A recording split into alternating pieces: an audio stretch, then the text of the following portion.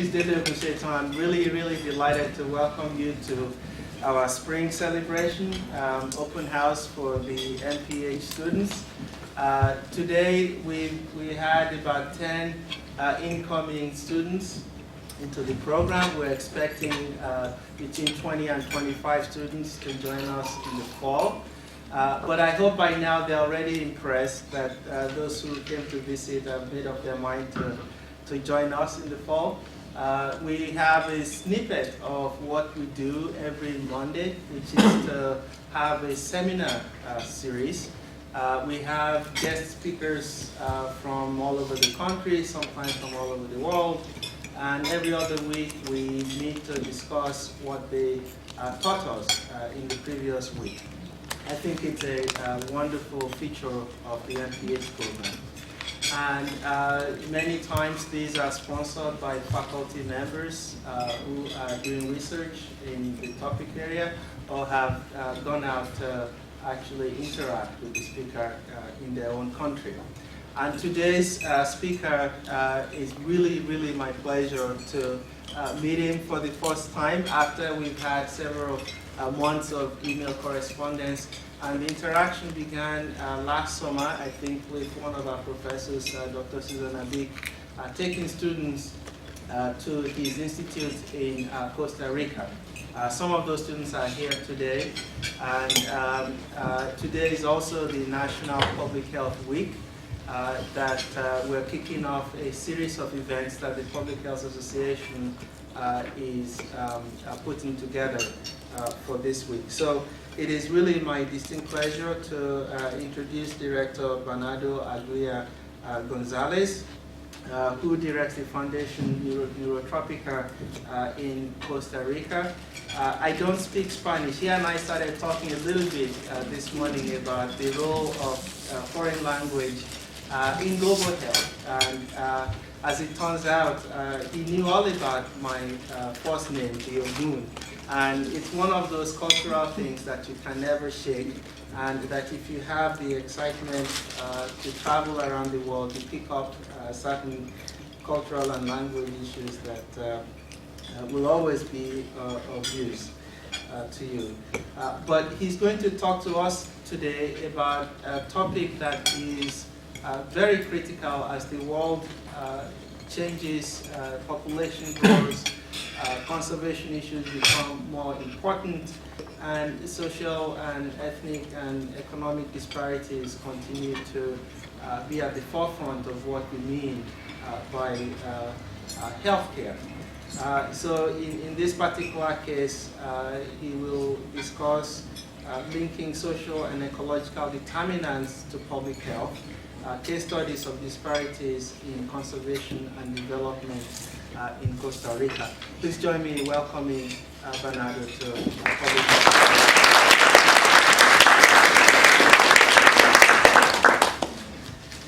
Thank you very much for inviting me. Thank you very much for actually proposing to have this activity and to, let me give you a little bit of my views, my perspective, and what we gathered from our own experience and research back in Costa Rica while we were having lunch.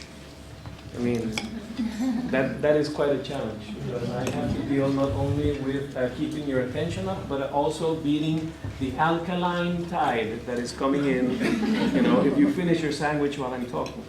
So I really thank both Susanna and Deli for the effort of having me here and allowing me to share some of this with you. It has been a pleasure to actually be in contact with University of California, Irvine students for the last 3 years since I started having a relationship with students that would come from the political ecology program and now with the public health program. So today, as Dani was saying, I'm going to be addressing this particular topic, and it will be a way also of raising some interest in the things that I think you can come and do in Costa Rica. Here I'm not going to get as far into the slides that I have. I have some slides of Dr. Vic in the field while she is fighting the mud that are quite interesting. But today I'm going to, with you, I'm going to get to the point where I actually lay out the questions that may be of interest to graduate students and faculty alike. First of all, I would like to ask a license from you, and it is if I may be so bold as to remove my jacket. That makes it much more comfortable. You're on camera. So, first, just a little introduction about my organization. If you have ever heard of the National Parks System of Costa Rica being one of the most prestigious things that our country has achieved, Fundación Inotrópica, the organization that I direct, was created around the same time as the park system was created. And it was created by 3 of the founding fathers of the National Park System, 3 biologists whose names would not mean much to you if I told them, but believe me that they were 3 of the founding fathers of the National Park System, okay? So we've been around for about 25 years, and we came out with the idea of working on sustainable development around 1985. Around 1985, we would, come to the field and start saying, well, we're working with sustainable development, and they would ask us, well, what is that? So we'd be in trouble. So we would call the United States universities, like this one, and we would call European universities, and we would ask them, hey, can you send us, some definitions and experiences with sustainable development, please? And they would reply to us, actually, whatever you learn, why don't you send it to us? Because we are in the same dilemma right now, okay? And may I remind you that the Brundtland report came out around the late 80s, not in the middle 80s. So we were pretty much learning from mistakes. Our initial idea, was to promote the fair and intelligent use of natural resources through innovative initiatives that promote human development. So we are in the business of apples and oranges. You can find more information on our website. I have a few cards here too. So if you're interested in more detail about our programs and so forth, I welcome you to go there. Anyway, my favorite metaphor as to sort of illustrate what we do is to use this little Venn diagram. Some of you have already seen this because you've been in my course. You've seen this Venn diagram that people have beaten down so many times to say, well, it's an interaction between the economic, the social, and the environmental, right? Any of you have seen this? Yes? No? Maybe? Yes, of course. Well, for us, the important part is not so much the dimensions that are included there, but the fact that in order to be really effective as of sustainability, you need to build it based on the little pieces, okay? And those little pieces are the context, the specific context that you're working with. So be it a bioregion, be it a community, it is about going down to the lowest level of detail in order to understand what really is happening in those contexts, rather than trying to find universal solutions. So in our case, we have chosen to actually go down to that level and try to focus on the environmental conflicts, okay? The environmental conflicts that actually prevent us from attaining sustainability. And we feel that those conflicts come a lot from the unfair distribution of the costs and benefits of sustainable development and conservation. So that's our specific focus. We try to address that through 3 programs: community empowerment, sustainable productive solutions, and global environmental citizenship. I will be speaking a little more about the global environmental citizenship idea this afternoon in the students' meeting. But basically, we are taking the Agenda 21 concept of global environmental citizenship and somehow articulating it and relating it with our own programs. Okay. Just a geography check. Everybody knows where Costa Rica is, right? It's Costa Rica, not Puerto Rico. Okay, so right there. That one. Not the one a little further east. Now,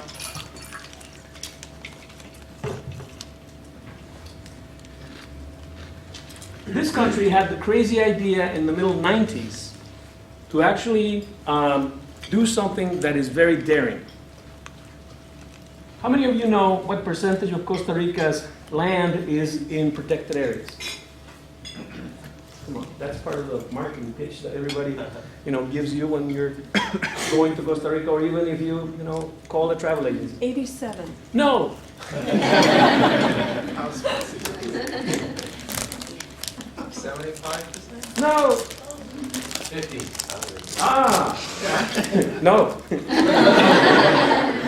It's 25% of its territory that is in protected areas, okay?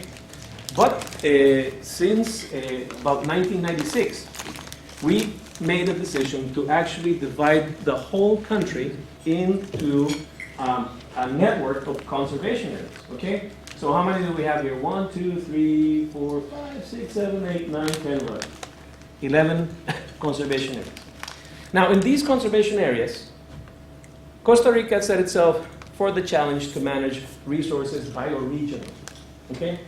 So it is a mandate of our environmental policy that all of these regions are going to integrate the whole grid of landscapes into sustainable management units that involve not only the protected areas, okay, but also involve the areas where humans are living, including buffer zones, non-buffer zones. I mean, whatever is in there must be managed in a way that harmonizes the goals of development and conservation in the nation. Now, that, is a really ambitious project that actually includes 100% of the country. So the clarification of how much is in protected areas and how much is our project of conservation is important, okay? 25% is our protected area system, but we want to actually manage in a bioregional way 100% of the country. So that has been one of the parts that establishes our reputation as a green republic, or a green nation. Aside from that, we have a few more things. 95.9% literacy rate, not bad for a country that was graduated recently from being a developing nation by the USAID standards of GMP. That was about 10 years ago. Costa Ricans have a constitutional right to a healthy and clean environment. This is something that many countries in the world, including the United States, cannot brag about. We can. How effective is that? We'll talk about that. But we do have a constitutional mandate that allows us to go to the Constitutional Court and sue a developer because they are infringing upon our constitutional right to a healthy and clean environment. Just like in the United States you tried to do when you were negotiating NEPA, which failed. Okay, so Article 1 of NEPA was renegotiated, reshaped, and it ended up being a watered-down focus on environmental impact statements rather than a National Environmental Protection Act. Okay, so many countries in the world would want to have that. Well, we got that in the mid-90s. We have a biodiversity law that actually establishes that all resources from biodiversity are public property. What does this mean? Well, it means that you cannot just go into a Costa Rica rainforest and put a patent on things. Okay? So the benefits of that biodiversity are to be managed and remain for the common of the people that live in Costa Rica or are its citizens. No army. I'm sure you have heard this.